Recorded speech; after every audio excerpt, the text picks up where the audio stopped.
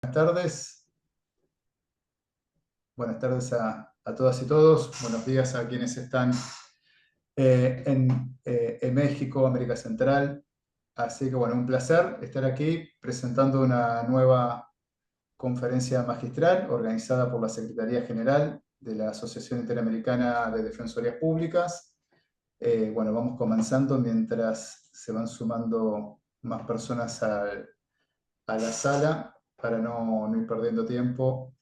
La conferencia del día de hoy será sobre las reflexiones sobre reparaciones de la Corte Interamericana de Derechos Humanos y tenemos el placer de contar como expositor al doctor Víctor Abramovich, que ahora a continuación voy a pasar a presentarlo brevemente. Previamente, como decimos siempre, por favor, pedimos que mantengan las cámaras encendidas, que controlen los micrófonos, que no se enciendan de manera automática, más que nada aquellas personas que están conectadas con celular, que es más fácil que se activen. Con respecto al certificado de asistencia para esta charla, esta conferencia, pedimos que completen sus datos en el formulario, que ahora vamos a pegar el link en el chat. El chat pedimos que lo dejen liberado para consultas o comentarios que pueden formularles al doctor Abramovich, que una vez que finalice su conferencia daremos lectura a las preguntas y comentarios y generar así un intercambio con todas y todos ustedes. Agradecemos a todas las instituciones y asociaciones de defensa pública que forman parte de la IDEF por difundir esta actividad en sus respectivos países. Y bueno, con respecto a aquellas personas que no van a poder participar, como siempre también grabamos esta conferencia y luego la subimos al canal de YouTube de la Defensoría General, con lo cual también queda como material de capacitación y difusión. Así que bueno, agradecemos a todas y todos por estar aquí presentes. Bueno, sin más, entonces paso a presentar formalmente al doctor Abramovich. Lamentablemente no vamos a poder contar con la participación de la doctora Estela Maris Martínez, está viajando en este momento desde una provincia argentina. Así que bueno, lo voy a presentar yo. El doctor Abramovich es abogado, egresado de la Universidad de Buenos Aires, obtuvo una maestría en Derecho Internacional en la Escuela de Derecho de Washington, en la American University. Desarrolló su trayectoria académica tanto en Argentina como en el exterior. En Argentina, bueno, es profesor adjunto de Derechos Humanos y Garantías en la Facultad de Derecho de la UBA y también en la Universidad Nacional de Lanús. En dicha universidad también fue director de la maestría en Derechos Humanos con orientación en políticas públicas. A su vez, es profesor visitante de la American University y de la Universidad Andina Simón Bolívar de Ecuador. Y ha escrito y editado numerosos libros, artículos y contribuciones en revistas jurídicas nacionales e internacionales sobre la temática de Derecho Internacional de los Derechos Humanos y Derechos Sociales. El doctor Abramovich fue director ejecutivo del Centro de Estudios Legales y Sociales, CELS, de Argentina entre los años 2001 y 2005. Fue también miembro de la Comisión Interamericana de Derechos Humanos entre los años 2006 y 2009. Fue el primer secretario ejecutivo del Instituto de Políticas Públicas de Derechos Humanos del Mercosur, entre los años, cargo que desempeñó entre los años 2010 y 2014. A su vez, también fue consultor del Banco Interamericano de Desarrollo y del Instituto Interamericano de Derechos Humanos, entre otros. Y también fue asesor legal de la Defensoría del Pueblo de la Ciudad de Buenos Aires. Por último, desde el año 2015, el doctor Abramovich se desempeña como procurador fiscal ante la Corte Suprema de Justicia de la Nación, aquí en Argentina. Bueno, le agradecemos muchísimo al doctor Abramovich por aceptar estar aquí dictando esta conferencia, que espero bueno, sea de mucha utilidad para todas y todos ustedes. Así que sin más, le paso la palabra, doctor Abramovich. Bueno, Gracias. muchas gracias, Jorge. Quiero también primero agradecer a la defensora general, Estela Maris Martínez, por la invitación a la Asociación de Defensores. Un gusto estar en el marco de estas charlas, compartiendo algunas reflexiones sobre el funcionamiento del sistema interamericano. algunas de las cuestiones que voy a plantear surgieron en el marco de un curso que organiza el IPPDH con la Corte Interamericana sobre ejecución de decisiones. Y en el marco de ese curso yo hice una presentación básicamente pensando en cómo cualquier debate sobre ejecución de decisiones está vinculado también con la discusión sobre medidas reparatorias y sobre el modelo de corte que representa la Corte Interamericana. Y voy a compartir hoy muy brevemente algunas de esas reflexiones y después abrir, me parece interesante, para un canal para poder discutir temas que ustedes quieran plantear o observaciones o comentarios sobre las cuestiones que yo voy a sostener.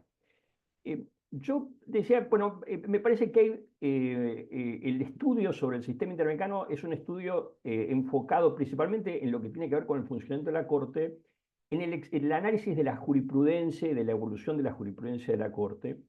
Y es importante ya a esta altura, con el desarrollo del sistema, también complementar esos análisis con discusiones que apunten a pensar el modelo de corte que es la Corte Interamericana. Y ahí aparece algunas tensiones que yo observo en algunos debates que se dan en el ámbito de la Corte, en el sentido de reproducir en la esfera de la Corte Interamericana ciertas formas de intervención en la interpretación de la ley, en la definición de medidas reparatorias propias de los tribunales nacionales, ¿sí?, o de las Cortes Constitucionales nacionales, y la tensión que eso puede generar con el modelo de la Corte Interamericana como un tribunal, pero que es además de un tribunal de justicia, un mecanismo de protección internacional de derechos humanos integrado en un sistema de protección que integran tanto la comisión, las relatorías, como también las instancias de garantía internas. Yo hacía referencia a algunas cuestiones o algunos debates que se dan en la esfera de la Corte sobre la manera de interpretar la Convención Americana y cómo parte de esas discusiones reflejan algunos debates que también se dan, y ustedes deben conocer en los tribunales constitucionales y en las Cortes Supremas, toda una tendencia a una estrategia de interpretación que yo llamaría minimalista, ¿no?, de ir caso por caso, ¿no? Pienso en la doctrina de Sustain de un caso por vez, ¿no? Interpretaciones que intentan configurar estándares no muy generales, muy atados y muy ceñidos a los hechos del caso, con análisis de ponderación incluso de derechos que tienen que ver con el peso de esos derechos en las circunstancias particulares de los casos. Sustain plantea esta idea del minimalismo judicial como una forma de proteger a los tribunales, sobre todo a los máximos tribunales de justicia, de decisiones que pueden tener impactos sociales disruptivos o muy divisorios y que pueden generar reacciones adversas para los propios tribunales. Y al mismo tiempo la idea de que esos estándares interpretados ceñidos a los hechos del caso, sin soluciones legales demasiado generales, pueden al mismo tiempo preservar a los tribunales que muchas veces pueden cometer errores a no anticipar todas las consecuencias posibles de las interpretaciones jurídicas que plantean en el marco de los casos. Esto me parece interesante porque es una doctrina de interpretación judicial que se origina en los Estados Unidos, pero que se emparenta también en algún sentido con debates constitucionales que se dan en Europa sobre la teoría de la ponderación, pensar los derechos como principios que requieren una optimización a la protección, pero que son principios que se van a ponderar y pesar con otros derechos que también son principios en función de las circunstancias particulares. O sea, toda la teoría de mirar derechos y ponderar o pesar el peso de esos derechos en los análisis de razonabilidad o de proporcionalidad en función de las circunstancias particulares de los casos.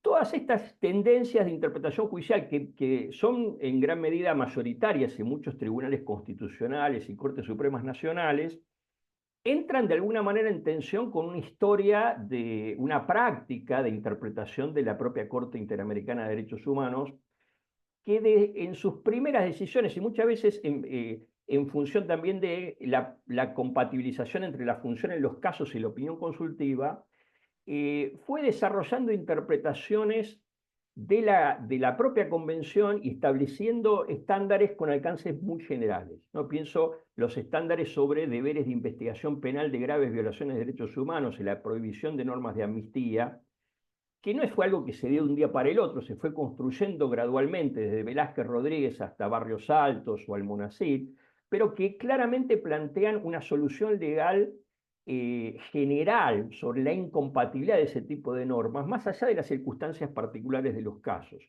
Y eso genera, obviamente, discusiones porque los modelos de normas de amnistía son diversos, hay autoamnistías, hay normas de salida de conflictos armados, como se analizó en los casos de El Salvador o de Colombia, pero ahí la Corte decidió una fórmula de interpretación legal que apuntaba a establecer un principio de prohibición de esas normas a partir de la interpretación de la Convención, casi como lo que Ferraioli llama soluciones legales en abstracto, ¿no? De análisis, ya pensando los derechos de la Convención, quizá no tanto como principios, sino como reglas que generan obligaciones fuertes. Este parece ser un debate teórico, pero tiene consecuencias muy prácticas, muy concretas, y tiene vinculación con la materia de la reparación, porque yo diría, los casos que llegan al sistema interamericano son muy poquitos casos. El sistema es un sistema profundamente selectivo en decidir qué casos llegan a la Corte. Por lo tanto, esa interpretación jurisprudencial que hace la Corte tiene también una función reparatoria. Es parte de la agenda de litigio de quienes promueven el caso, de quienes litigan el caso, de la propia Comisión Interamericana cuando decide llevar un caso a la Corte. Creo que ese debate que fue apareciendo en los últimos años en la Corte, en las últimas composiciones de la Corte, se refleja en algunas discusiones más puntuales. Yo recordaba en la charla el debate que se dio sobre el alcance de la posibilidad de aplicar sanciones por delitos contra el honor respecto de periodistas en casos de expresiones de interés público o vinculadas a funcionarios públicos. Los últimos casos, Palacio Urrutia contra Ecuador y Barahona Bay contra Chile, 2021 y 2022, ahí me parece que ese debate se plantea de manera muy clara entre las posiciones, por ejemplo, del juez Humberto Sierra Porto y el juez Eduardo Ferrer MacGregor. Hay toda una discusión histórica en el sistema interamericano sobre el alcance de las sanciones penales por injurias en caso de protección del honor de funcionarios públicos. La Comisión Interamericana hace muchos años, y con el impulso de la Relatoría de Libertad de Expresión, viene planteando la incompatibilidad de esas sanciones penales. Se considera que son medidas de restricción de la libertad de expresión desproporcionadas en función de la protección reforzada que tienen expresiones en asuntos de interés público o vinculadas con funcionarios públicos. Pero la Corte Interamericana nunca había asumido una solución general, un estándar de alcance general y abstracto, sino que analizaba la tensión entre la protección del honor y la protección de la libertad de expresión a la manera del juicio de proporcionalidad, ¿no? Sopesando ambos derechos en las circunstancias particulares de los casos, y tenía en cuenta, por ejemplo, la gravedad de la injuria, la importancia de la materia de interés público que se estaba discutiendo, la condición de figura pública o el carácter público del funcionario. O sea, un análisis particular de tensión entre el derecho al honor y el derecho a la libertad de expresión. Eso ven algunos antecedentes, Álvarez Ramos o Memoli contra Argentina, entre otros.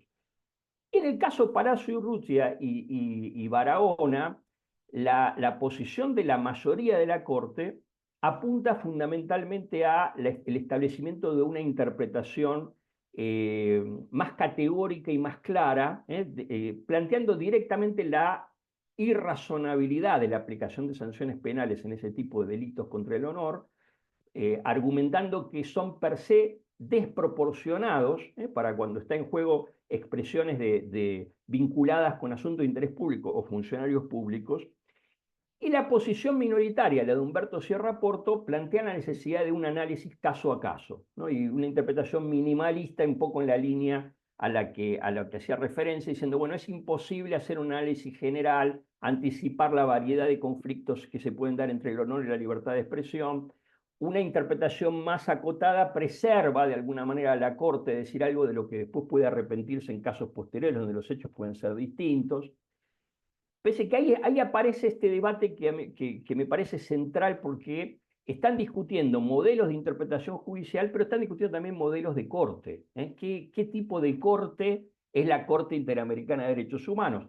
¿Tiene sentido trasladar al ámbito de un Tribunal Internacional de Derechos Humanos que integre un mecanismo de protección técnicas de interpretación constitucional, de preservación de la construcción de la interpretación constitucional que se dan en los tribunales locales? ¿En qué medida eso afecta la función de la Corte, las tradiciones interpretativas y el lugar que ocupa la Corte dentro de lo que es el sistema de protección internacional? Me parece un dato interesante que en esa discusión, tanto en Palacio Urrutia como en Barahona, el voto de la minoría dice, bueno, hay que construir una interpretación ceñida a los hechos del caso. Y la mayoría dice, bueno, nosotros estamos de acuerdo que la interpretación se da un principio de congruencia, no nos vamos a salir de los hechos del caso, pero ¿cuáles son los hechos del caso? Los hechos del caso no es solo la aplicación de la sanción a un periodista, sino que cuando miramos el conflicto de derechos y con una perspectiva enfocada en la vigencia de la libertad de expresión y de los derechos humanos, no podemos perder de vista que existe una práctica extendida en Ecuador, pero en varios países de la región, del uso de los procesos judiciales como mecanismo para amedrentar a los periodistas, una estrategia de litigio contra la participación, lo que se llama SLAPP por la sigla en inglés, que es una práctica común. Muchas veces no interesa tanto llegar a sanciones penales, sino someter a los periodistas a proceso como un mecanismo de autocensura, de censura indirecta, de amedrentamiento. Y por lo tanto, no tiene sentido hacer un análisis en el caso por caso. Nosotros podemos entender que este tipo de procesos de judicialización que se basan en la aplicación de sanciones por delito al honor de funcionarios públicos resultan per se incompatibles con la libertad de expresión en la Convención Americana. Y por lo tanto, nos corresponde establecer un estándar que pueda al mismo tiempo guiar la acción de los estados a nivel interno. Creo que es un debate central porque, por un lado, la manera en que se piensa la materia del caso y se construye el caso tiene que ver también con la historia de funcionamiento de la Corte. Si uno piensa en los casos históricos de la Corte Interamericana, cuando analizó casos de graves violaciones a los derechos humanos, los casos que mencioné, Barrios Altos, por ejemplo, o posteriormente en el caso Hellman o el Monacit Arellano, si bien lo que la Corte estaba discutiendo era normas de amnistía que impedían juzgar crímenes concretos, todo el análisis que hace la Corte sobre el alcance de la amnistía y que se proyecta luego en las medidas reparatorias, apunta no solo a destrabar la investigación del caso puntual que se estaba juzgando, sino también a remover los obstáculos que impedían el juzgamiento de crímenes de lesa humanidad en esos países por aplicación de esas normas de amnistía. Si uno piensa en Barrios Altos, un efecto directo de la sentencia de la Corte Interamericana en Barrios Altos fue reabrir la investigación de la masacre de Barrios Altos. Pero la Corte Interamericana le impone al Estado peruano remover los obstáculos que impiden la investigación de los demás crímenes de lesa humanidad cometidos en el periodo y que se encontraban, esas investigaciones que se encontraban frenadas por la aplicación de la ley de autoamnistía. Y el efecto indirecto de Barrios Altos es la reapertura de varios procesos judiciales al mismo tiempo. O sea, el minimalismo plantea la interpretación en función de los hechos del caso, pero ¿cuáles son los hechos del caso? ¿Cuál es la materia que debe ser objeto de examen, tanto en la prueba como en la alegación de derechos y en la interpretación de las normas en función de los hechos del caso? Creo que ahí ese me parece un debate central entre modelos de corte que aparece, yo la represento en esta pelea de Barahona y Palacio Urrutia, pero que se extiende a otras cuestiones. Y pienso, es muy importante recuperar la idea de la Corte como una Corte, pero que es además un mecanismo de protección internacional de derechos humanos, porque la construcción de estándares ceñidos a la ponderación de derechos en el caso generan precedentes más débiles, ¿no? Ferraioli habla de una normatividad débil. Y esa normatividad débil es más difícil que funcione como un marco para la discusión de la interpretación constitucional a nivel interno, para el ejercicio del control de convencionalidad. Al mismo tiempo debilita los marcos conceptuales con los cuales opera la propia Comisión y las relatorías de la Comisión Interamericana, o incluso para ciertas discusiones que se dan en la esfera interna y que tienen mucho que ver con las funciones del activismo en materia de derechos humanos, donde esos estándares de interpretación de la Corte Interamericana sirven como marco para la discusión. Pienso, hablé de las graves violaciones en materia de amnistías y graves violaciones, pero uno podría traducirlo en otras cuestiones. Por ejemplo, el estándar construido por la Corte, que también es una solución general en abstracto sobre la imposibilidad de aplicar prisión perpetua a menores, o la prohibición de detención de niños en contextos migratorios. Pienso muchas discusiones que se dan en el plano legislativo o de transformaciones de políticas públicas donde esos estándares van a funcionar como un marco para la orientador de la acción pública y de las políticas públicas. En la medida en que la interpretación se hace minimalista, más superficial, más ceñida al caso, es más difícil anticipar las soluciones que la Corte puede adoptar en un conflicto de derechos. Más débiles son también esos estándares como marco para la supervisión internacional en materia de derechos humanos, y se debilita un aspecto central del sistema, que es el principio de subsidiariedad. Recuerdo hace algunos años en un caso contra Colombia, masacre de Santo Domingo, la Corte Interamericana plantea esta idea de que existe un único mecanismo de protección, que está integrado por un sistema, una primera línea de defensa, que son las garantías primarias que se dan a nivel de los sistemas nacionales, y principalmente los sistemas judiciales nacionales, y una segunda línea de defensa de los derechos, que es el sistema interamericano o el mecanismo interamericano de protección complementario. Pero una de las funciones centrales del sistema interamericano es fijar pautas de interpretación para la aplicación doméstica nacional de la Convención Americana. De manera que ese es un sistema dinámico, complementario, donde la interpretación de la Convención debería conformarse, adecuarse entre la esfera nacional y la esfera interna, evitar una doble vida de la Convención. Bueno, en la medida en que esa interpretación es mucho más débil y circunscripta al caso, obviamente el valor del estándar como herramienta central, tanto de la supervisión como del control de convencionalidad y de la aplicación del principio de complementariedad, se debilita. Yo decía, la cuestión al mismo tiempo no debe discutirse solo de manera teórica, ¿no? Como teorías de interpretación jurisprudencial, porque el sistema interamericano además tiene una característica particular, y que es un sistema profundamente selectivo, ¿no? Y selectivo, yo no quiero decir que es selectivo en el mal sentido, pero es selectivo en el sentido de que muy poquitos casos que llegan al sistema llegan luego a la Corte Interamericana y son materia de sentencia en la Corte. Yo hice hace muchos años, cuando estaba en la Comisión Interamericana, un análisis de número de sentencias, ¿no? Y la Corte, cuando yo estaba en la Comisión Interamericana, en la primera década del siglo XXI, hasta el año 2009, emitía más o menos entre 15 y 20 sentencias por año. Y en este momento, en el 2023, fueron 27 sentencias, en el 2022 fueron 34 sentencias. Si uno hace el promedio de los últimos 10 años, está dictando entre 25 y 30 sentencias por año. Ese dato no dice mucho, pero si uno compara ese dato con la cantidad de denuncias que recibe la Comisión Interamericana por año, nos da que la Comisión recibe aproximadamente entre 2.500 y 3.000 denuncias por año.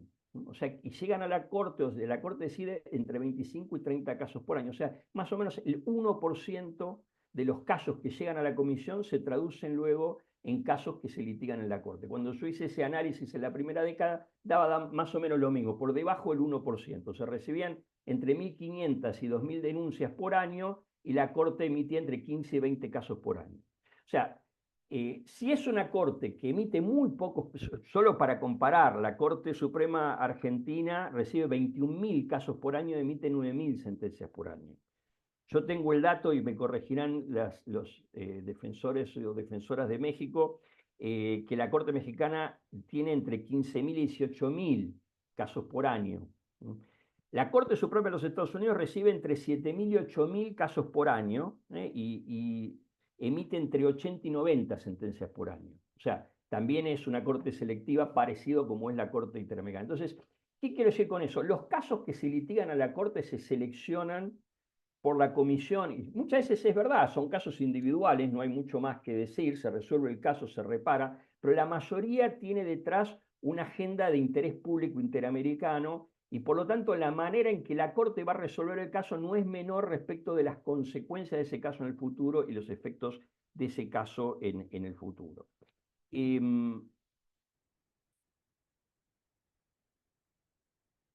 Esta discusión, digamos, o este enfoque minimalista versus el enfoque de la solución general o del estándar más general, o más garantista, digámoslo así, por usar el término de Ferraioli, no se da solo en lo que tiene que ver con la interpretación jurídica de la convención y la construcción de estándares jurídicos de interpretación, sino que se proyecta también en el campo de las reparaciones.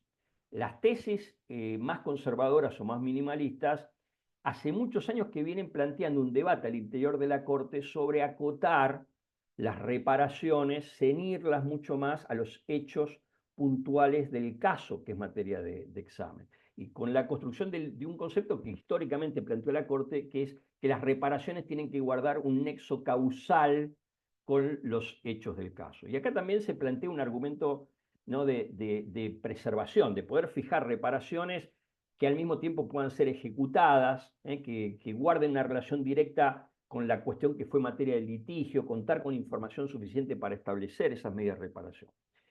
Pero acá también entonces entra, esta cuestión entra en tensión con una tradición de la Corte Interamericana de, por la misma idea de configurar los hechos de caso en función de los contextos, de los patrones sistemáticos, de los contextos estructurales que subyacen al conflicto puntual que va a ser materia de análisis, también definir medidas de reparación de alcance colectivo, de alcance general, de alcance sistémico o de alcance estructural.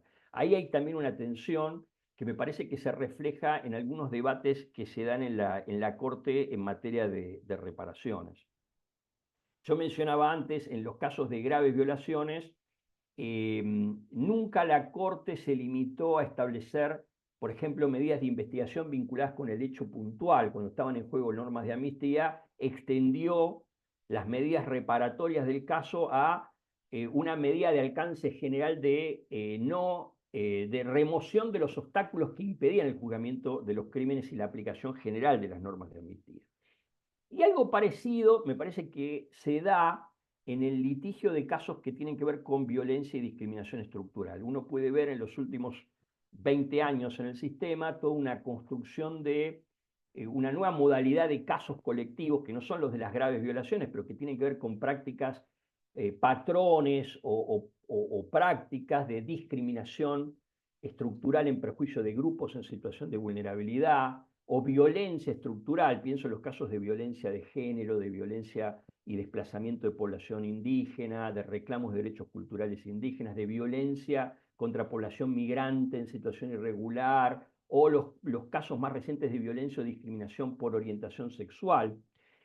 Son casos donde todo el análisis que hace la Corte parte de examinar la conducta del Estado en función de un contexto estructural de violencia o de discriminación. Y eso va a tener incidencia en los criterios de atribución de responsabilidad al Estado, en la interpretación de la Convención, y se va a proyectar también en el alcance de las reparaciones.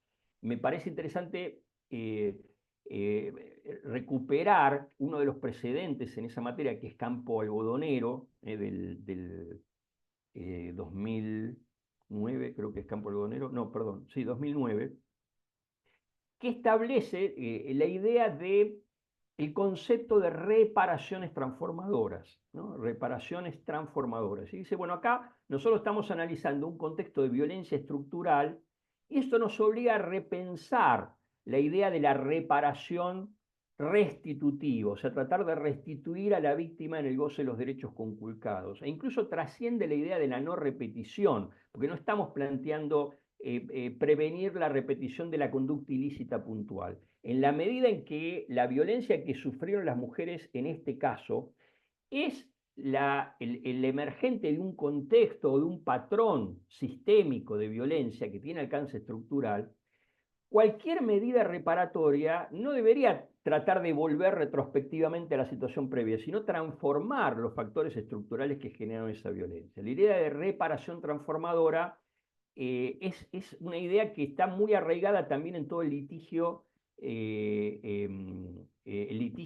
interés público, el litigio estructural. O sea, un litigio que se plantea un análisis de contextos o de patrones estructurales no puede terminar en medidas reparatorias puntuales o retrospectivas, sino que apunta a medidas reparatorias de alcance mucho más amplio. Yo recuerdo siempre que el concepto de reparación transformadora es similar al concepto que usa Nancy Fraser cuando habla de estrategias de igualdad transformadoras versus estrategias de igualdad compensatorias. O sea, esa diferencia, lo que puede ser la compensación de los efectos de procesos de desigualdad, por ejemplo, a través de acciones afirmativas, cupos, medidas de compensación, con lo que son realmente estrategias de transformación de los factores estructurales que generan la igualdad. Yo creo que ese es un debate abierto porque la tendencia a restringir el alcance de las reparaciones en función del nexo de causalidad con los hechos del caso va también desalentando la vocación de la Corte de establecer esas reparaciones de alcance estructural. Tanto es así que la Corte, después de Campo Algodonero, en muy pocas ocasiones volvió a hablar de reparación transformadora. La Comisión Interamericana lo hizo en algunos informes, pero la Corte no volvió a hablar de reparaciones transformadoras. Entonces, este me parece que es un punto central. Sería inconsistente un examen del caso que pone el énfasis en los contextos, en los patrones estructurales, que acabe en una sentencia donde las reparaciones sean puntuales o no aborden los problemas estructurales que fueron materia de análisis en la determinación de la responsabilidad del Estado. Hay varias cuestiones, ya me fui un poco del tiempo de lo que iba a plantear, pero hay varias cuestiones que me parece que se abren en el debate sobre reparaciones de alcance colectivo o de alcance estructural en este tipo de casos, y voy a mencionar algunas. Una es un debate que se da habitualmente y que a veces sirve como excusa para la Corte para no avanzar en reparaciones de alcance estructural, es la limitación del marco cognitivo del proceso internacional y de la discusión que se da en ese marco. Recuerdo, vuelvo al caso Campo Algodonero, me tocó a mí participar como miembro de la comisión en la presentación del caso ante la Corte, el informe de la comisión. El énfasis central en la existencia de patrones de violencia tenía que ver con la construcción de los estándares de responsabilidad por teoría del riesgo y deberes de prevención.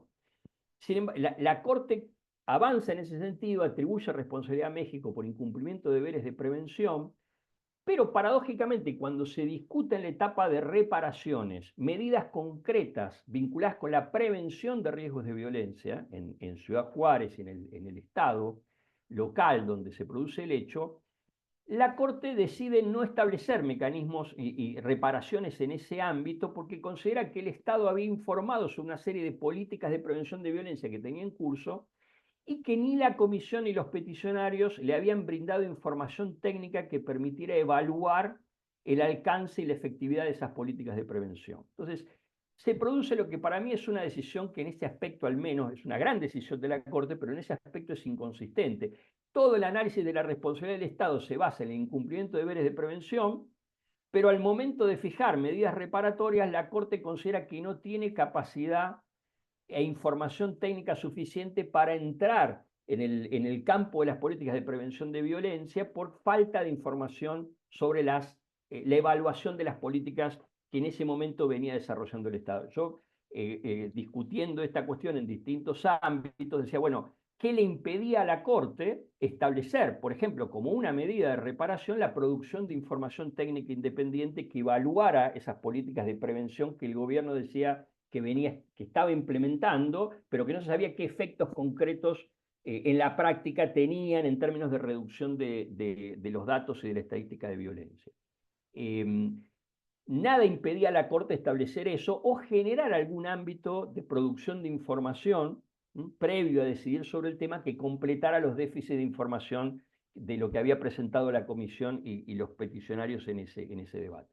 No es un caso aislado, lo mismo ocurre en el caso de Hacienda Brasil Verde, que es un caso que tiene cierto aire de familia con Campo Algodonero, porque es un caso de incumplimiento de deberes de prevención y de fiscalización de trabajo esclavo en haciendas en el norte de Brasil, donde la atribución de responsabilidad del Estado también se basa en la teoría del riesgo y en el incumplimiento de deberes de prevención. Es un caso anterior a que se activara la exigibilidad directa de los DEX por el artículo 26, entonces todo el análisis es vinculado con la provisión de trabajo esclavo y los deberes de prevención en función de trabajo esclavo, integridad física y vida.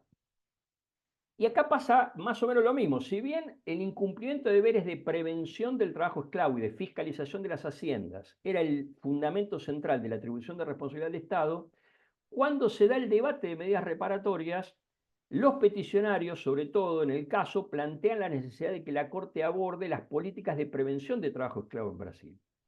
El gobierno brasileño, en ese momento el gobierno del PT, que no era el mismo gobierno que estaba en funciones cuando se produce el caso, presenta un listado enorme de políticas en curso y la Corte dice, bueno, el gobierno plantea todas estas políticas de prevención del trabajo esclavo en las haciendas del norte de Brasil, no contamos con información técnica para evaluar las políticas que el gobierno está planteando y por lo tanto no vamos a disponer ninguna medida reparatoria sobre ese tema. Es interesante si uno mira las medidas reparatorias que el Estado, que dispone la Corte, parece que el caso no hubiera sido un caso de derechos sociales colectivos, de afectación estructural de grupos, sino que hubiera sido un caso de crímenes, de delitos.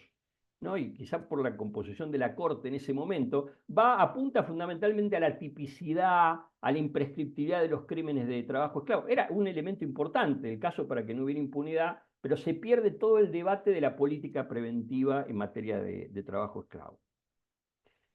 De alguna manera la Corte corrige un poco esa tendencia, no sé cuánto tiene que ver que se habilite la exigibilidad directa del artículo 26, pero en casos más recientes, por ejemplo, un caso que es muy parecido a Hacienda Brasil Verde, pero ya con la exigibilidad directa de los derechos sociales, que es el caso de empleados de fábricas de fuego de Brasil, es un caso de un accidente de trabajo en una empresa de pirotecnia, una empresa privada de pirotecnia, pero que estaba trabajando bajo la supervisión del Ministerio de Defensa y con material riesgoso, donde básicamente se reclutaba a mujeres y adolescentes afro-brasileñas en situación de extrema pobreza, en condiciones de absoluta precariedad. Todo el caso gira alrededor del incumplimiento de los deberes de control y de supervisión del Estado, pero acá, a diferencia de Hacienda Brasil Verde, al llegar la etapa de reparaciones, y creo que en gran medida porque en el caso se había generado información técnica, pericias técnicas e información técnica, por ejemplo, de la OIM y de UNICEF sobre el déficit de los mecanismos de control que tenía el Ministerio de Trabajo y el Ministerio de Defensa sobre esas empresas, ahí sí la Corte, en la etapa reparatoria, entra en la cuestión de las políticas de fiscalización y de prevención y adopta una serie de medidas de reparación que apuntan en esa línea. O sea, me parece interesante contrastar el caso Hacienda Brasil Verde, incluso Campo Algodonero, con el caso más reciente empleados de fábricas de fuego. Y lo mismo pasa en Buzos Misquitos, que también es un caso de trabajo en condiciones de esclavitud, de absoluta precarización laboral, pero donde, a diferencia del caso brasileño, en este caso de Buzos Misquitos, se llega a la sentencia de la Corte en el marco de un acuerdo de solución amistosa que contemple una serie de medidas de política pública de prevención y que eso aliviana de alguna manera la discusión. Entonces, a mí me parece que es fundamental para lograr mayor consistencia en los casos ante la Corte que un enfoque estructural o sistémico de las violaciones de derechos humanos se acompañe de medidas reparatorias que den cuenta de esos problemas estructurales. Ya sea que la Corte vuelva a utilizar el concepto de reparación estructural, pero ningún litigio estructural puede terminar en reparaciones que no tengan al mismo tiempo una vocación de transformación de la condición estructural subyacente al conflicto. En todo caso, la discusión hay que tenerla en términos de cómo generar información adecuada para la Corte y cuál es el marco cognitivo de la decisión. En estos casos yo creo que la Corte, los casos que mencioné críticamente, Campo Algonero y Hacienda Brasil Verde, la Corte se vio directamente limitada por la falta de información suministrada por las partes. Pero yo creo que hay una cuestión de fondo que está ocurriendo en el litigio y que es la manera en que a veces conspira para la producción de información técnica adecuada para el debate de reparaciones la concentración en una única audiencia de los temas de fondo y de los temas de reparación. Si uno mira el costo que genera el litigio, las partes, y ustedes me van a decir los que hayan litigado casos desde las defensorías, se tiende a concentrar la prueba en la determinación de la responsabilidad del Estado, y queda muy poca discusión y muy poca prueba para fijar la agenda en materia reparatoria. Y muchas veces incluso los peritos que sirven para definir la responsabilidad del Estado no son los mismos peritos o técnicos o expertos que se van a requerir cuando se tenga que dar un debate sobre política pública, sobre medidas reparatorias, sobre estrategias de intervención del Estado a nivel interno. Quizá, yo pienso, en los primeros casos de la Corte Interamericana tenían una audiencia de medidas de admisibilidad, una audiencia de fondo y una audiencia de reparación, que eran muy poquitos casos. Eso hoy sería imposible. Pero yo no digo que en todos los casos, pero en los casos donde el enfoque del planteo del caso y las proyecciones son casos claramente de litigio de alcance estructural, creo que sería importante empezar a separar el marco de la discusión de fondo del marco de la discusión en materia de reparaciones y poder pensar distintas vías para suministrarle a la Corte información técnica valiosa, por ejemplo, de evaluación de las políticas públicas que los estados habitualmente informan que están implementando, pero sin acompañar datos de efectividad o de eficacia de esas políticas. En algunos casos eso se lograría separando la discusión de fondo de la discusión en materia de reparaciones. Incluso no creo que pueda descartarse la posibilidad de que en algunos casos la Corte dicte la sentencia de fondo y deje abierta la determinación de las reparaciones para una segunda fase, en donde incluso muchas veces con la sentencia de fondo hasta se facilitarían acuerdos de solución amistosa vinculados con las medidas reparatorias. Algo de esto ocurrió cuando se sabía que el caso iba a ir a la Corte, en el caso Buzos Misquitos y en algunos otros casos, y la experiencia también muestra que cuando las reparaciones son materia de acuerdos de solución amistosa, suelen ser más fáciles de implementar en la esfera interna.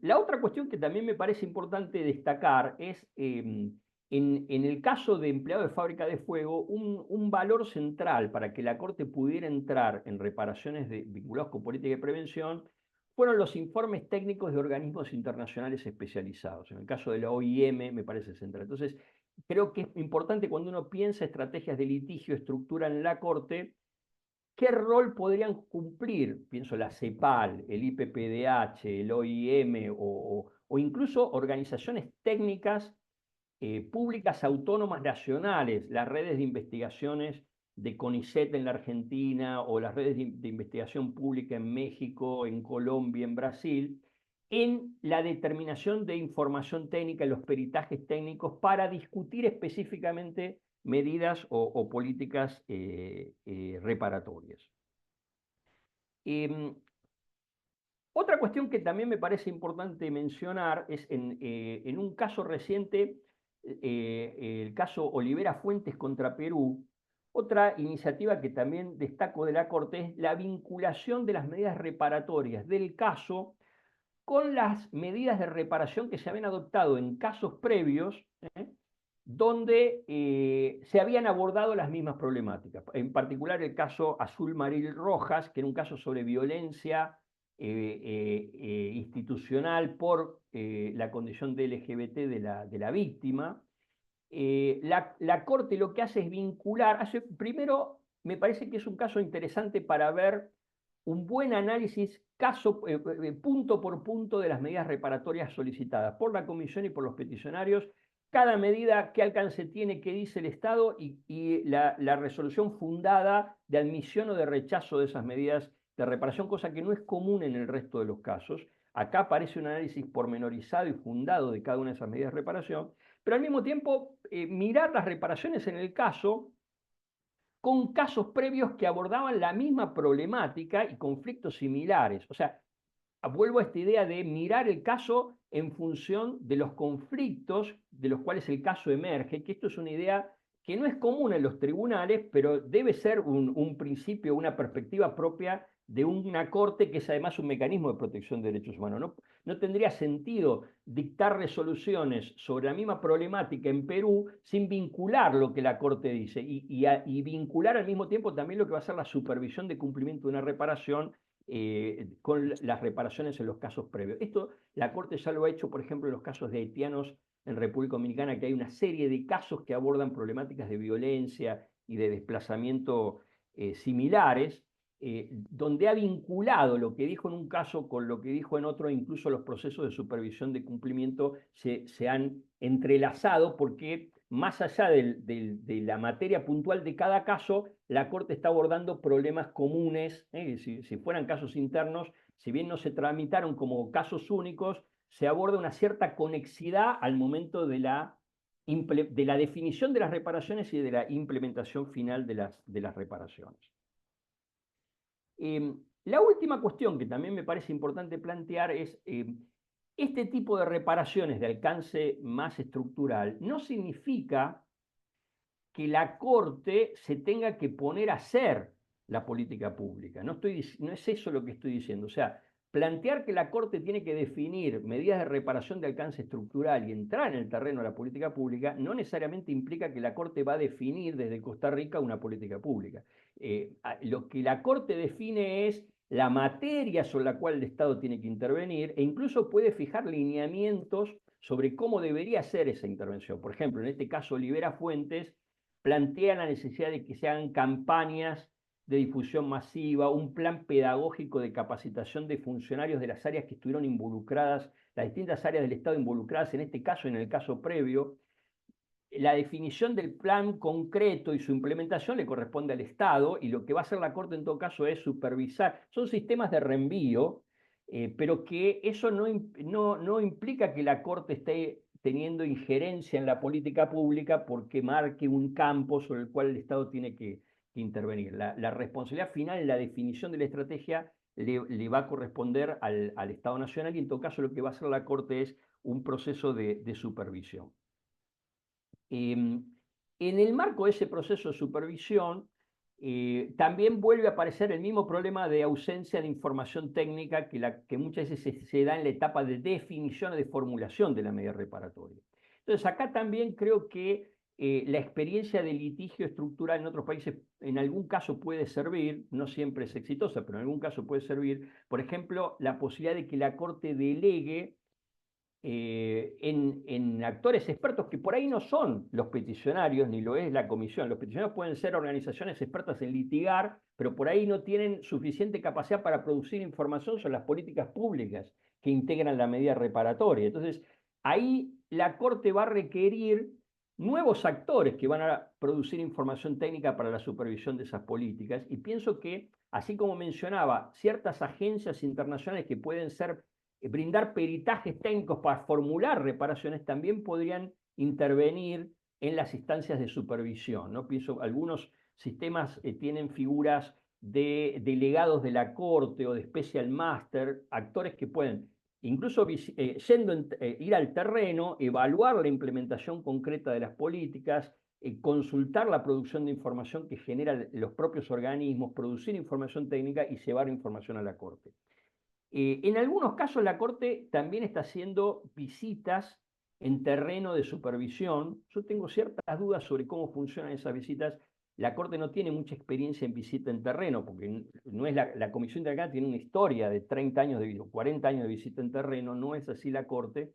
Yo veo problemático, por ejemplo, que se confunda una sesión en un país donde la Corte es invitada a sesionar con una visita, ¿no? Porque ahí la visita requiere toda una lógica que no es la lógica, por algo no se hacen audiencias sobre el país cuando la Corte sesiona en un país. O sea, tengo ciertas dudas sobre eso, en algún caso puede servir, pero yo creo que habría que empezar a pensar. Yo abro esta discusión con ustedes porque muchos de ustedes litigan casos ante la Corte, y me parece importante plantearlo, cómo generar información técnica valiosa, autónoma de las partes, independiente de las partes, de los peticionarios, de la Comisión y del Gobierno, que le den a la Corte elementos claves para valorar el grado de cumplimiento de las políticas que implementan. Por ejemplo, en estos casos, Olivera Fuentes o Azul Marín Rojas, análisis o evaluaciones independientes de los planes de capacitación o de las campañas de sensibilización, y al mismo tiempo, por ejemplo, de la elaboración de bases estadísticas. Eso creo que reforzaría de alguna manera la labor de la Corte en la supervisión de reparaciones estructurales sin detenerla. Cuando se dan algunos de estos debates, algunos teóricos dicen, bueno, si la Corte es tan selectiva, si selecciona un 1% de los casos que recibe, bueno, la función de la Corte es fijar estándares, no medidas de reparación.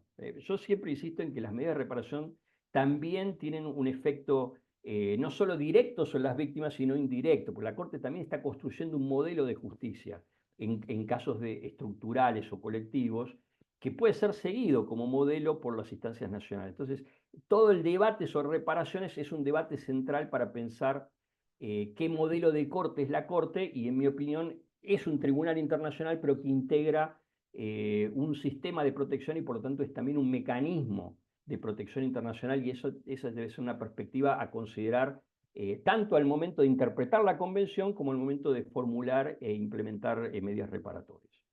Pido disculpas si creo que me extendí más de la cuenta en la presentación. Bueno, muchísimas gracias, doctor Abramovich. La verdad que excelente, que ya se ha extendido creo que fue un placer. Así que muy interesante el planteo, así que muchísimas gracias. Hay algunos comentarios, si tiene un tiempo podemos darle lectura y generamos un breve intercambio.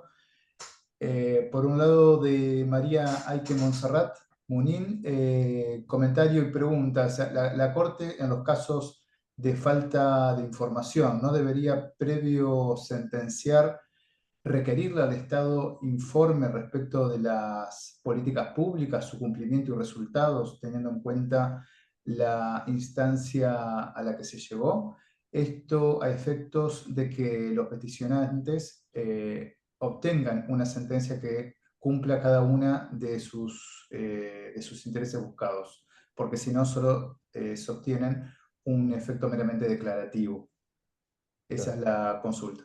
Sí, si quieren voy contestando eso. Sí, un poco mi planteo es eso. O sea, es verdad, el mecanismo, la Corte cuando habla de las reparaciones dice, las reparaciones tienen que guardar relación de causalidad con los hechos del caso y ser dispuestas en función de las peticiones concretas recibidas por la Corte. O sea, que parecería aplicar un principio dispositivo. Voy a resolver aquellas reparaciones que me sean pedidas por la Comisión y por los peticionarios en la medida en que me lo pidan. Ahora, por otro lado, sabemos que la Corte no es una Corte que adopta una actitud dispositiva de impulso de parte, porque muchas veces adopta medidas para mejor proveer, puede adoptarlas, de manera que a mí me parece que en los casos donde existen temas que son centrales del caso, no corresponde que la Corte rehúse abordar una cuestión por falta de información. Yo creo que ahí la Corte tiene que tener un rol proactivo de generar esa información previamente. Pero también no lo planteo como una crítica solo a la Corte.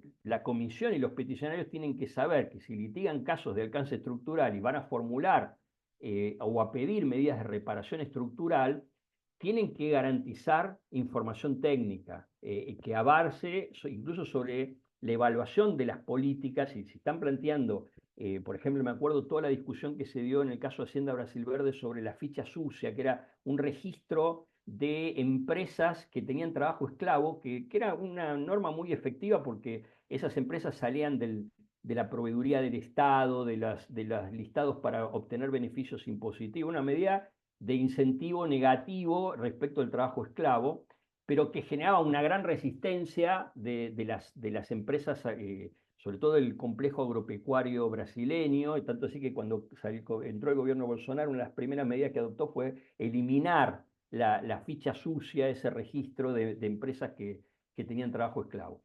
Bueno, lo que se le pedía a la Corte que adoptara una medida de ese tipo como política reparatoria, por ahí era muy concreta, pero la Corte podría haber entrado en un debate sobre medidas eficaces para prevenir trabajo esclavo en las empresas agropecuarias, generar debate. Los peticionarios lo podrían haber incorporado. Yo lo que digo es, a veces como el caso se construye para ganarlo y se concentra fondo y reparaciones, todo el esfuerzo se pone en determinar la responsabilidad del Estado y queda muy poco oxígeno para producir prueba para las reparaciones. Pero no tiene sentido litigar casos de litigio estructural sin reparaciones de ese alcance. Entonces ahí hay que pensar mecanismos para superar el déficit de información. Parte le corresponde a la comisión, parte le corresponde a los peticionarios y parte le corresponde a la Corte. Por eso me parece que no puede haber un caso donde el centro de la responsabilidad del Estado sea el incumplimiento de la fiscalización y no haya ninguna reparación que apunte a corregir el déficit de fiscalización de las empresas. Parece que es inconsistente el análisis de fondo con el análisis de reparaciones. Entonces, en esos casos yo diría, la Corte si ve que no tiene información, debería generar los mecanismos para producir esa información antes de rehusarse a abordar la cuestión en la etapa reparatoria. Bien, muchas gracias por la respuesta.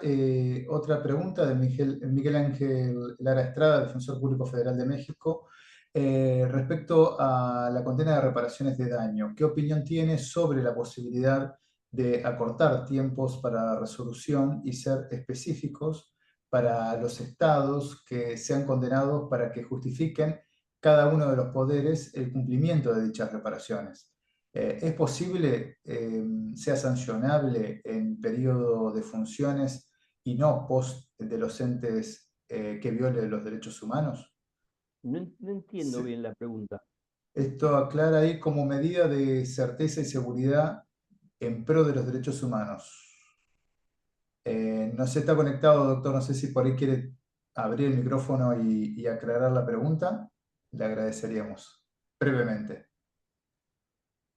Sí, muchas gracias. Va en el sentido de que el justiciable lo que espera.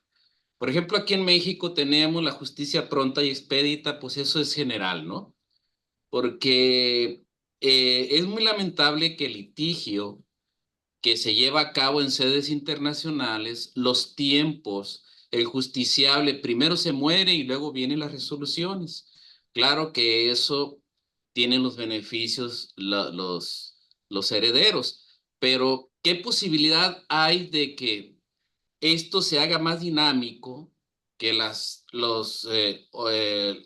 cortes internacionales puedan reducir en el tiempo lo más que se pueda para que se haga efectiva la justicia internacional y pues que el justiciable vea que verdaderamente subsiste un mecanismo efectivo antes de que se muera, porque tenemos, por ejemplo, en el caso de Radía Pacheco, que se llevó tanto tiempo, se resolvió y el hombre, pues, los familiares, hubo muchos familiares que querían ver las resoluciones, el término de la Corte Interamericana, de la Corte Internacional, pero pues, hubo varios que se murieron, o sea, claro que siguieron los herederos, pero yo creo que si pudiera existir un mecanismo más accesible a partir de cómo promoverlo por parte de todos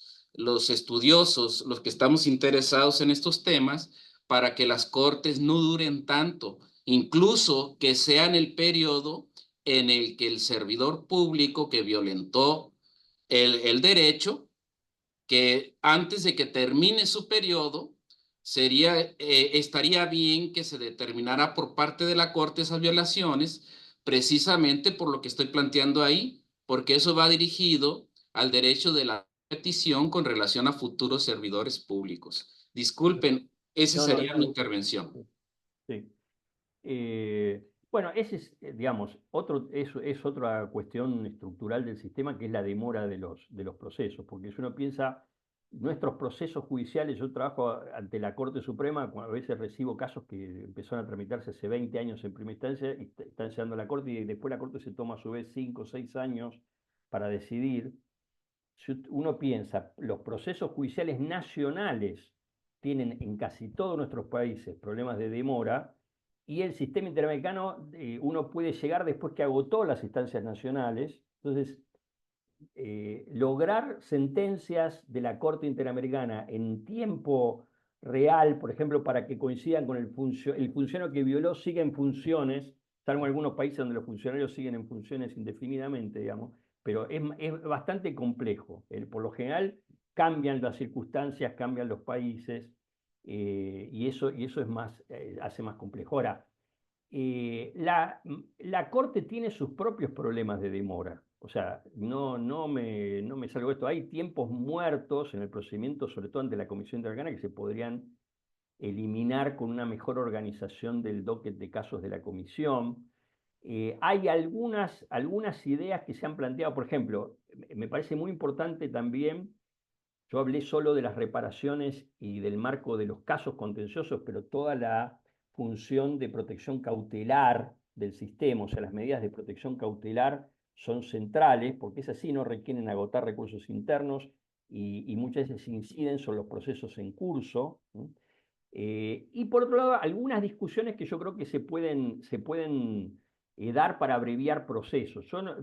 Hacer un proceso donde todo el proceso tenga un fast track implicaría una reforma de la Convención Americana, pero sí se puede generar, por ejemplo, algunas reglas por vía reglamentaria para acortar procesos. Por ejemplo, cuando son procesos similares, la acumulación de procesos podría ayudar.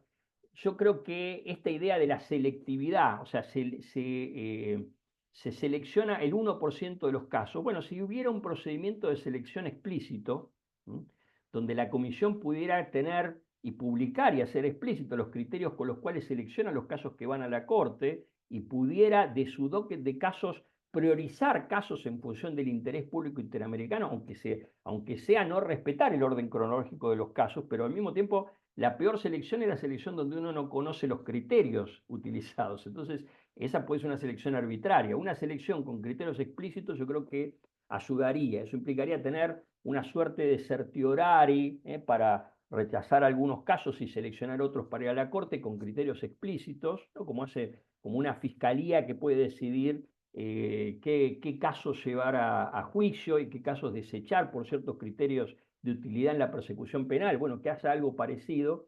Yo creo que, claro, generaría el rechazo de los que sus casos van a ser rechazados, pero al mismo tiempo el sistema, yo lo que planteo es, por lo menos hace 25 o 30 años que es selectivo, hace por lo menos 20 años que eleva a la Corte el 1% de los casos que tramita, de manera que la selectividad del sistema es un dato institucional que no se ha modificado. Tampoco me parece que vaya a cambiar mucho los recursos con lo que cuenta el sistema. O sea, hay que hacerlo efectivo con los mismos recursos y hay que pensar variables para eso. Yo creo que poder acumular casos, generar casos prioritarios con fast track y mecanismos de selección de los que van a ir a la Corte explícitos, pero que permitan que ciertos casos prioritarios lleguen antes a la Corte, que no se demore tanto su tramitación, creo que eso puede servir. La última cosa que sí me parecería importante, cuando uno analiza los plazos procesales en los casos, hay que tener en cuenta también cuáles son las estrategias de litigio. A mí me ha pasado, yo estuve de los dos lados del mostrador, fui miembro de la comisión, pero fui también abogado de organizaciones que litigué varios casos como abogado ante la comisión. Y me pasó que en algunos casos nuestro objetivo no era llegar ante la Corte. No teníamos un objetivo de pasar por la comisión como por un tubo para llegar a litigar un caso ante la Corte. Nosotros queríamos, a partir del caso internacional, promover un proceso de discusión sobre ciertas cuestiones a nivel interno.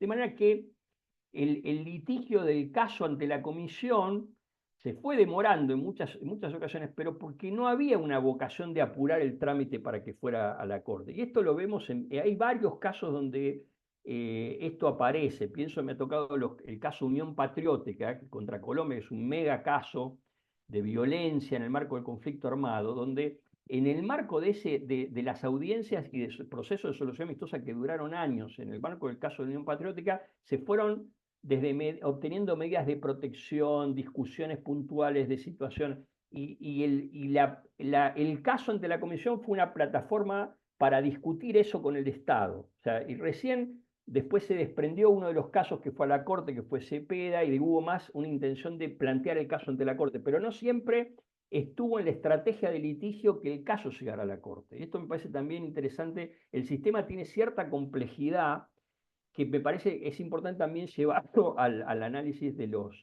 plazos, ¿no?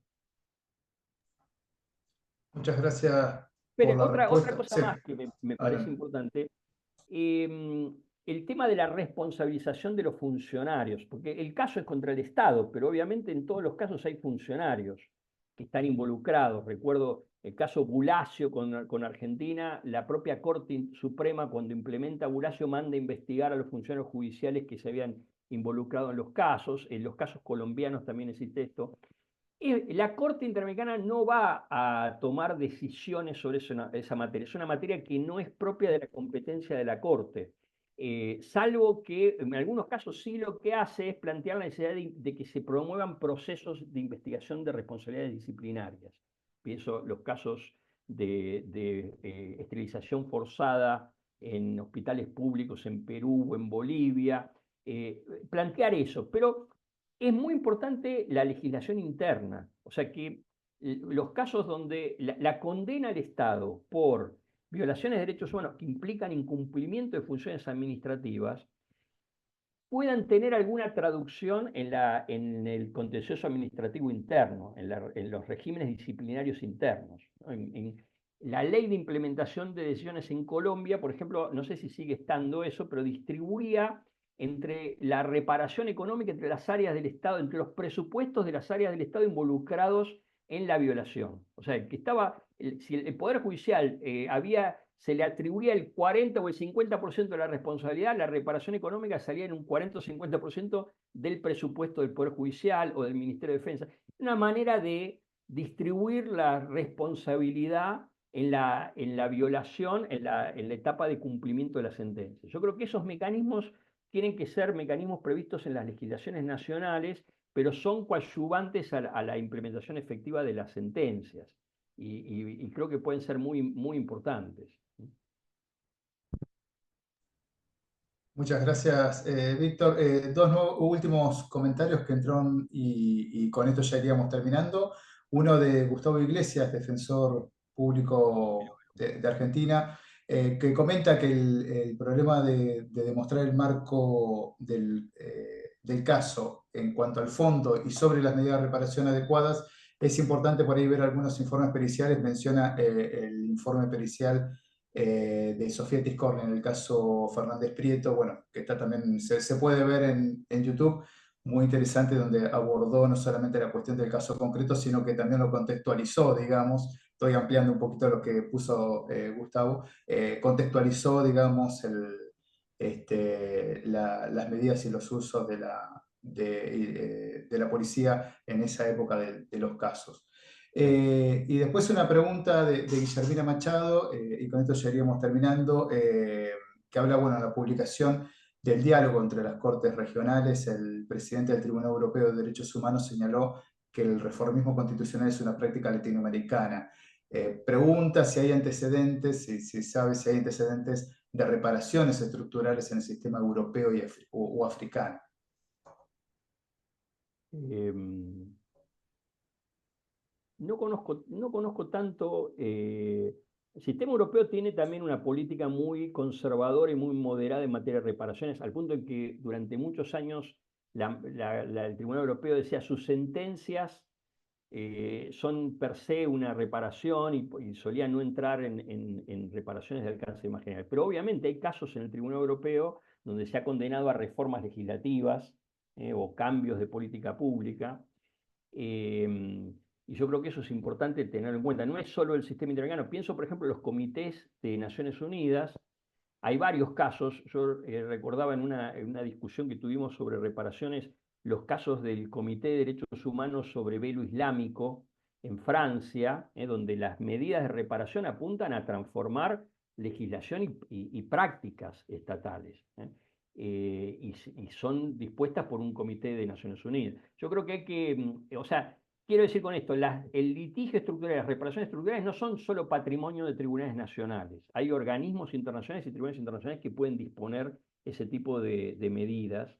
Quizá el sistema interamericano va un poco más allá de lo que va el Tribunal Europeo, pero eso no, me parece que es un rasgo particular, no lo desmerece.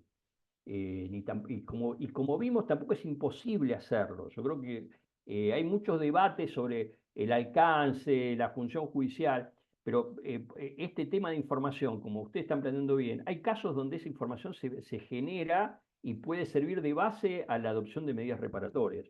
En los casos de los peritajes sobre el contexto de patrones de violencia en haitianos en República Dominicana, en Tumbeiro, en Bulacio, me parecen interesantes.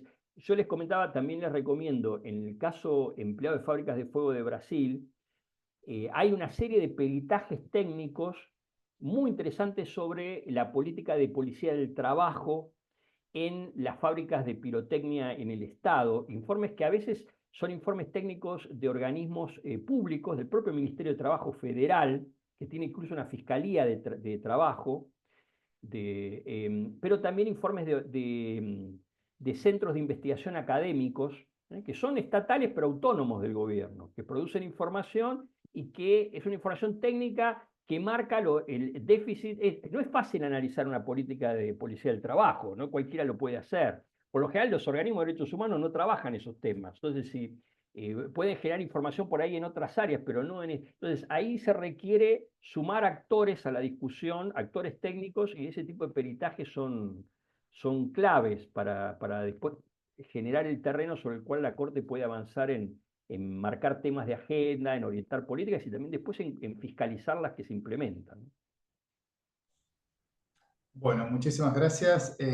Bueno, y también gracias Miriam Pozo también por un último comentario también contra Nicaragua, donde ahí se observó también el intercambio entre los jueces, peritos y partes.